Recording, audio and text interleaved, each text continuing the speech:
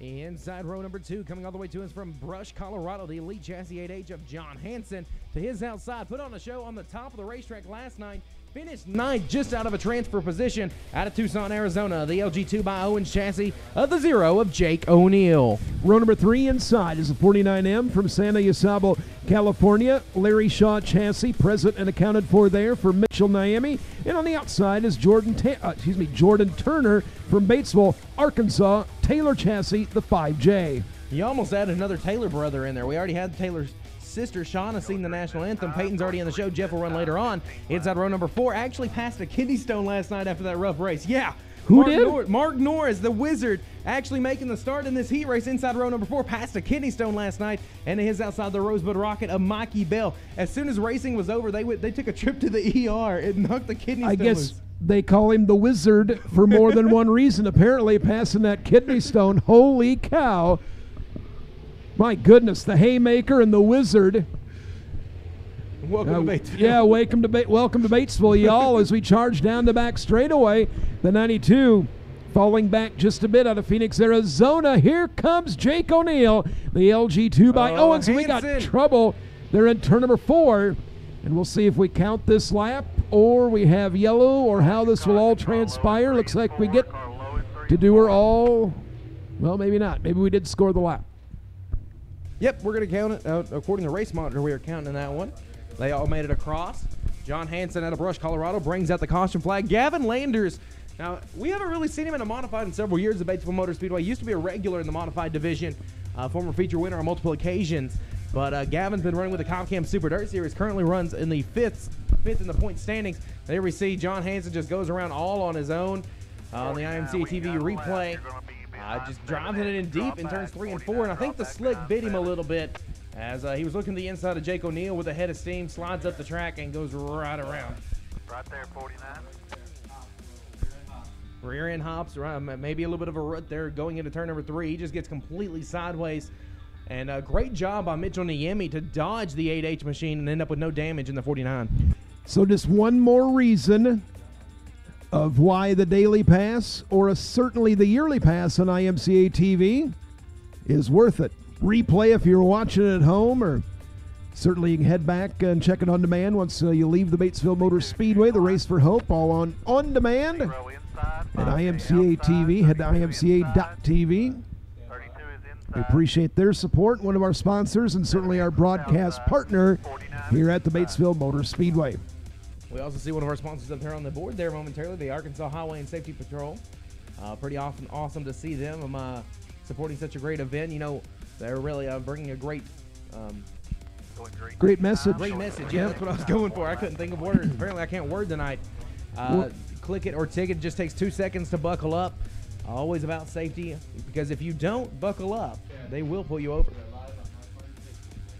And want to welcome everybody on Mark Martin's Facebook page as well. So glad to have y'all tuning in here from track where Mark Martin got his start when it was called Independence County Speedway. And if you head to Mark's museum, you'll find one of his first trophies from 1974, here back when it was really a bull ring, quarter mile or so, here in Locust Grove, Arkansas. So glad to have you as we give you a live preview of IMCA TV's coverage of the Race for Hope 74, and you picked the perfect time to tune in. Jake O'Neill out of Tucson, Arizona, turning the double play nearly as we head to 1. He goes wheel to wheel with the 25 of Gavin Landers. Landers actually driving a car that's usually piloted by Grant Glaze. There goes John Parmalee up the speedway, and who's up to third? It's the Wizard, Mark Norris. Norris wants to make it in. He transferred last year into this show. There goes Hanson around again in turn number 3, though.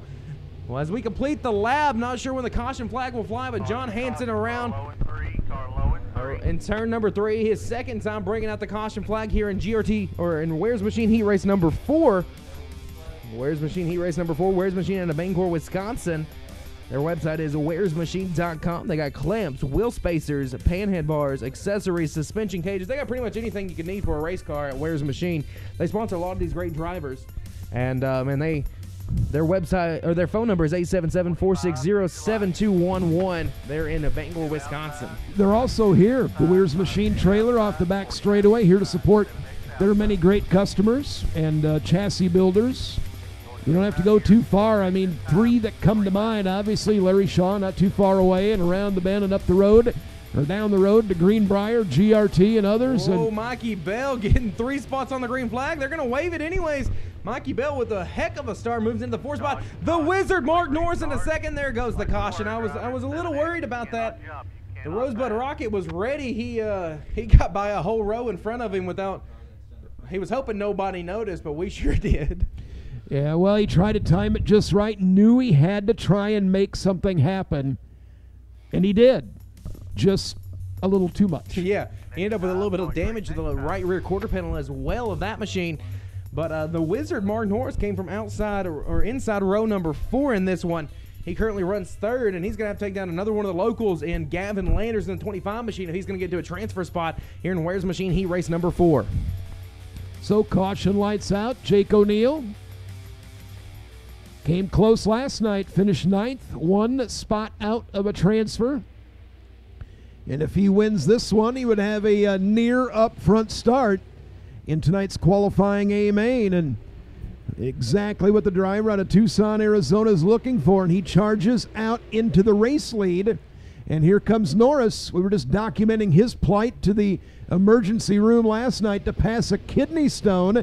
And guess what? He just passed his way up into the top 2.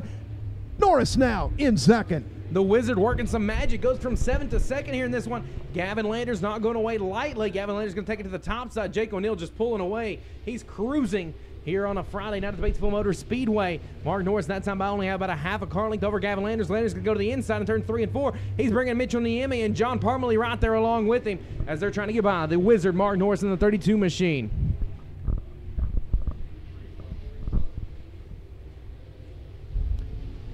So out in front, Jake O'Neill picking him up and laying him down as we continue to chart his progress. O'Neill setting some qualifying times here. He just ran a 16.7 second lap. Jake O'Neill. You said 16.7? 16 point. He did it again. 16.735 that last lap by. I mean, quick time this week was 16.5, so he's not too far off of it. And we're in heat race number 4 on the evening.